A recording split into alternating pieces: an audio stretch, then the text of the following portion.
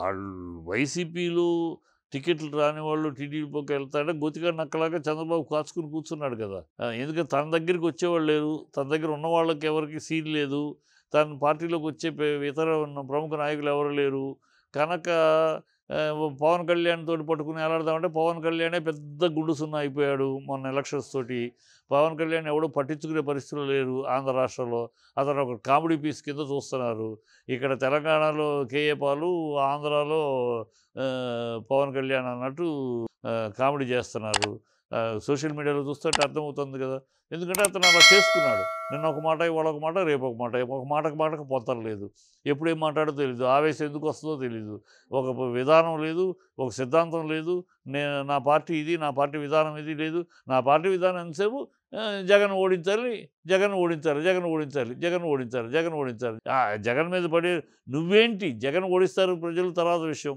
నువ్వేంటి, నిన్నెందుకు గెలిపించాలి, నీకెందుకు ఓట్లు వేయాలి, నువ్వేం చేయగలవని ఓట్లు వేయాలి, నువ్వేం సాధించగలవని ఓట్లు వేయాలి, నీకేం తెలుసని ఓట్లు వేయాలి. నువ్వు అర్ధజ్ఞాని, అజ్ఞాని, రాజకీయ చతురత లేనివాడివి, రాజకీయ వ్యూహం లేనివాడివి. ఏమీ లేదు నీకు. ఆవేశం తప్పితే మరొకటి లేదు. నీ ఫ్యాన్స్ కాకి గోల తప్పితే ఇంకోటి లేదు. ఆ ఫ్యాన్స్ కూడా వాళ్ళు నేను చీ అంటున్నారు.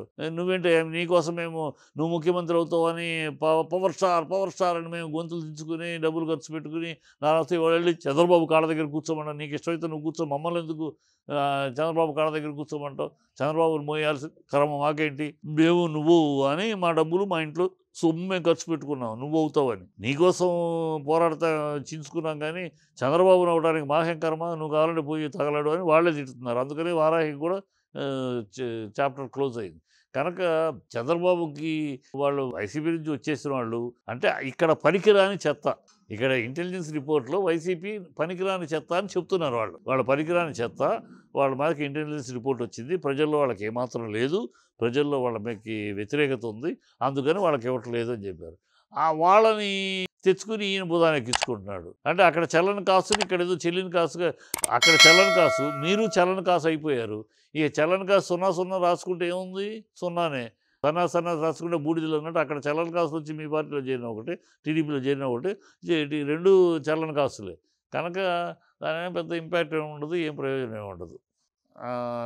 ఈ చంద్రబాబు నిన్నటిదాకా ఎవరిని వాళ్ళలోనే కొంతమంది చంద్రబాబు పాదయాత్రలో లోకేష్ బాబు తిట్టాడు వాళ్ళని. ఇప్పుడు వాళ్ళని ఎలా చేర్చుకుంటాడు?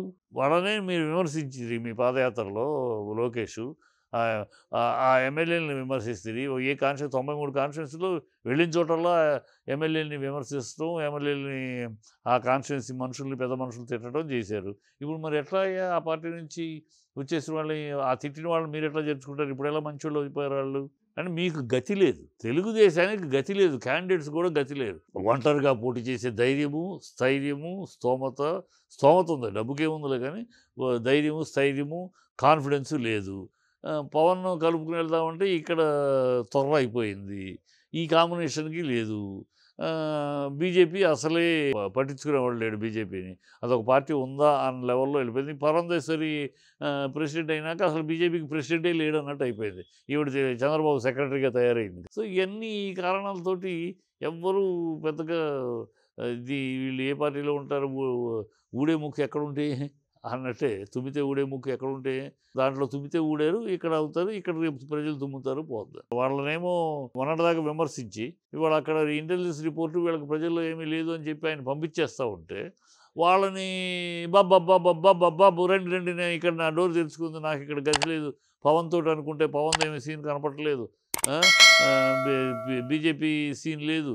సో నాకు మీరన్నా వచ్చి అండగా నిలవండి, నేను పదవి లేక ఏడుస్తున్నాను, 5 సంవత్సరాలుగా పదవి లేక చాలా అవస్థపడుతున్నాను, నాకు నా దొంగ చూడండి, నా బాధ చూడండి, నా ఫ్రస్ట్రేషన్ చూడండి, నా కళ్ళెంక చూడండి, కళ్ళ నీళ్ళు తిరుగుతున్నాయి, సుడులు తిరుగుతున్నాయి, రండి మీరు వచ్చి నా పక్కన నిలబడండి అని ఆ చలన కాసుల్ని ఈ చలన కాసు ఆహ్వానిస్తుంది. అంతే తప్పితే ఏమి లేదు, దొందుంది, ఇసుక దగ్గర పేడ దగ్గర చల్లని వాళ్ళు అక్కడ చల్లని వాళ్ళు ఇక్కడ ఎలా చెల్లిన వాళ్ళు అవుతారు? ప్రజలు అదే ప్రజలు కదా, ఆంధ్ర ప్రజలకేగా నువ్వు. వాళ్ళు వద్దంటే ఎవరో తుమ్మితే ఊడిపోయిన ముక్కుని నాకు అంటించుకుంటాను అంటున్నాడు చంద్రబాబు. ఏం చేస్తా వాళ్ళ కర్మ.